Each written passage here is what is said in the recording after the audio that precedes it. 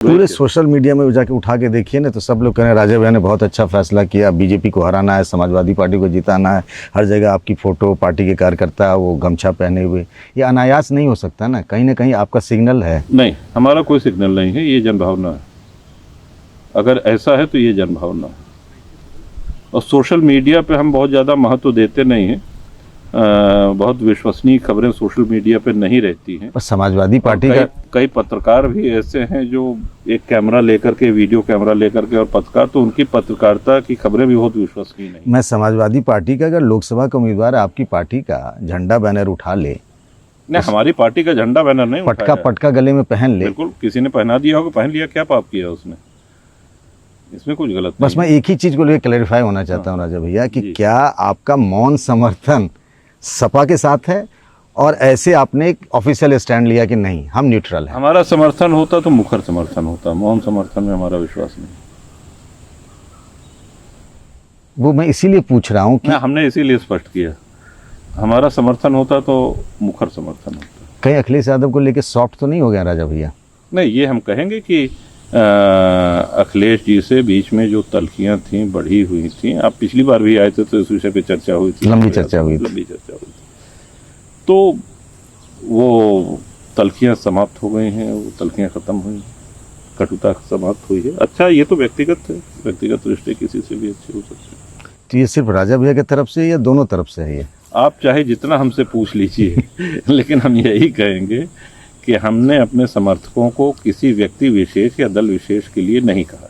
एक सवाल इसीलिए है कि हम कुंडा में बैठे हैं, अखिलेश यादव पिछले विधानसभा चुनाव में आए थे, उन्होंने आपको पहचानने से, राजा भैया को पहचानने से इनकार कर दिया था, जो उनकी सरकार में कैबिनेट विधानसभा चुनाव के थोड़ा पहले का वो भी। हाँ, वही मैं कह रहा हूँ, और कहा था कि कुंडा में अब की बार कुंडी लग जाएगा। तो क्या इसे अतीत मान लिया जाए और राजा भैया और अखिलेश यादव एक मंच पे साथ दिख सकते हैं क्या? नहीं, देखिए, मंच पे साथ अभी कैसे दिख सकते हैं किसी के साथ भी। हम बात सिर्फ समाजवादी पार्टी या अखिलेश जी की नहीं है, दो दलीय नेता एक मंच पे कब साथ दिखते हैं बताइए आप, इतने वरिष्ठ पत्रकार। जब गठबंधन होगा, जब उनका गठबंधन होगा, अभी गठबंधन, या फिर मन मिल जाएगा।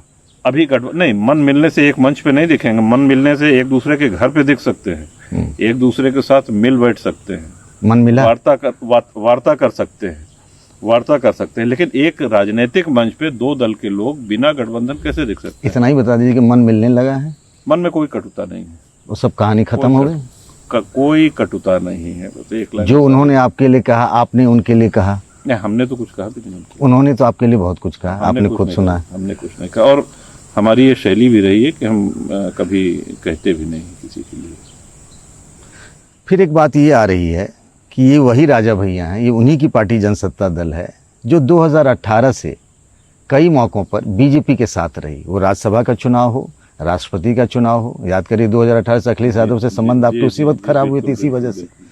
तो जो विधान परिषद भी जोड़ लीजिए, विधान परिषद में जोड़ लेता हूँ, तो जो बीजेपी से संबंध ठीक चल रहा था, प्रेम भाव चल रहा था, विधानसभा में मैंने आपको देखा है योगी जी की, मोदी जी की तारीफ करते हुए, अचानक से राजा भैया का मन क्यों परिवर्तन हुआ? हम आपको फिर वही बता रहे हैं कि आप विधानसभा के हमारे भाषण भी सुनेंगे तो हमने सरकार की आलोचना भी करी है, जहां बोलना चाहिए, जो प्रशंसनीय कार्य है उसकी तारीफ भी करी है, दोनों चीजें करी है।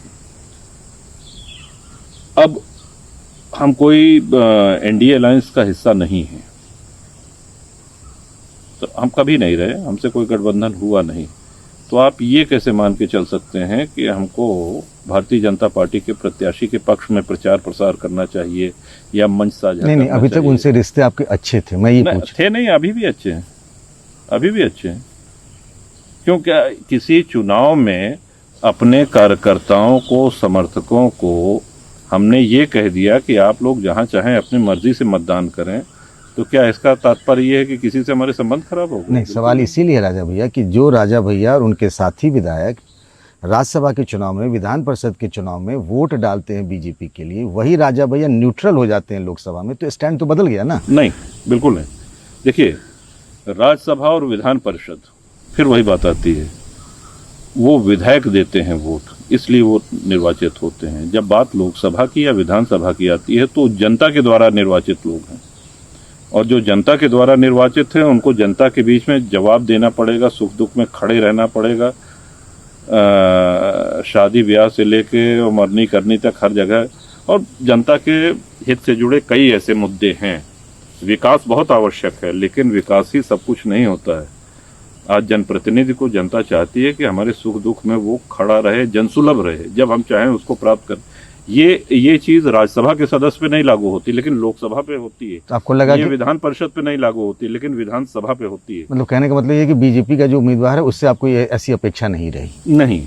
और दूसरी बात ये भी हम कहेंगे कि जनता के चुनाव में हम किसी दल का प्रचार तब तक नहीं कर सकते हैं या करना नहीं चाहिए जब तक किसी दल से आपका अलायंस ना हो। अच्छा, मैं एक Simple चीज पूछना चाहता हूँ, आपका मन था ना अलायंस करने का? बिल्कुल, हमारा अलायंस करने का मन हुआ, किसी कारण वो नहीं हो सका। अब इस पे और विस्तार पे जाने की आवश्यकता नहीं है।